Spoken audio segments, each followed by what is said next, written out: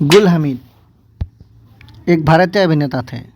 उन्होंने मुख्य फिल्मों से अपने अभिनय करियर की शुरुआत की और बाद में टाकिस में मुख्य भूमिकाएं निभाई। उन्हें कई सम्मान मिले।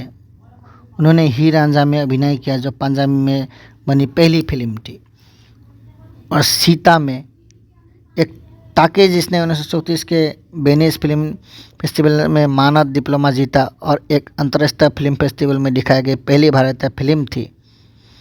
हामिद ने खैबर पास 1936 की पटकथा भी लिखी, उसमें अभिनय और उसका निर्देशन भी किया। हामिद का जन्म 1905 को हुआ था। गुल हमीद का जन्म ब्रिटिश भारत के उत्तर पश्चिमी सीमांत प्रांत अब पाकिस्तान में काबुल नदी के पास एक गांव पीरपियाई नौशहरा में हुआ था। उनके पिता का नाम सैफ उल्लाह खान था। गुल हमीद के 3 भाई थे, जिनका नाम अब्दुल हमीद खान, गुल जमाल खान, सैयद जमाल खान था।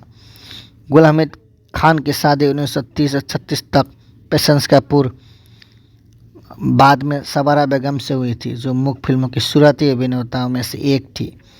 फिल्मी करियर की बात करें तो पेशावर का एक खूबसूरत युवक गुल हमीद, जब AR करदार ने उसे अपनी हिट फिल्में में लिया तब वो पूरे भारत में मशहूर हो गया।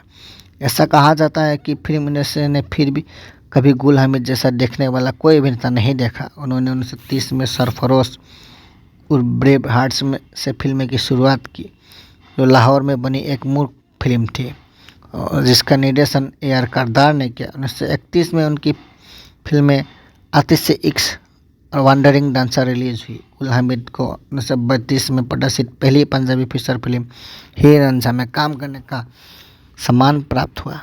यह फिल्म लाहौर में बनी थी और उनका निर्देशन AR करदार ने किया था।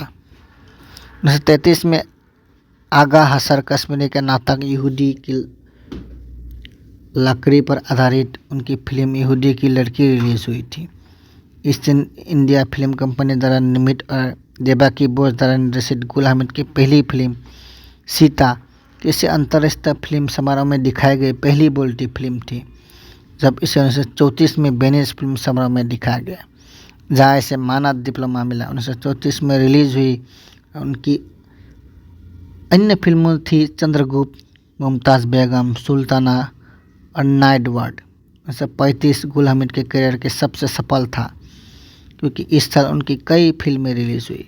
कारवाए हयात 1935, भारत की बेटी 1935 में उनकी नायिका रतनबाई थी। 1935 में उनकी अन्य उल्लेखनीय बोलती फिल्में सौतेली माँ, बद्रुही, सलीमा और मर्डर थी।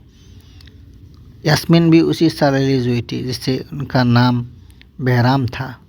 1936 में रिलीज होने वाली केवल 3 फिल्में रिकॉर्ड पर मौजूद हैं: सुनहरा संसार, बागी सिपाही और खैबर पास। खैबर पास वो फिल्म थी जिसमें उन्होंने न केवल अभिनय किया बल्कि इसकी पटकथा भी लिखी और निर्देशित भी किया। उन्होंने अपनी पत्नी पेशेंस कपूर के साथ 3 फिल्मों में काम किया, यानी बागी सिपाही, मर्डरर 1935 और खैबर पास।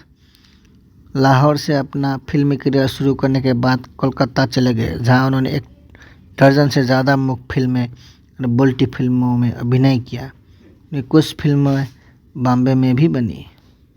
व्यक्तिगत जीवन की बात करें तो गुल हमीद खान की शादी 1930 से 36 तक पेशेंस कपूर, बाद में सबारा बेगम से हुई थी, जो एक मुख्य फिल्म की शुरुआती अभिनेताओं में से एक थी।